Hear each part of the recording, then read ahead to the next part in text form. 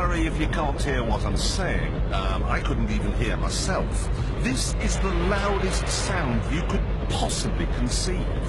And, as it turns out, the cleanest.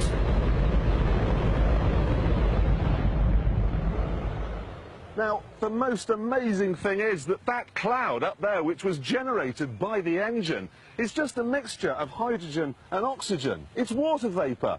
And in about an hour's time, someone in Mississippi is going to get wet washing. It will actually rain.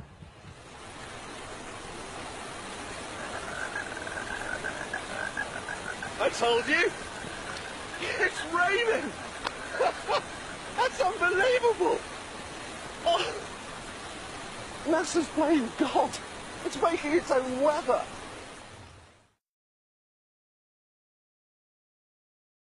And this is from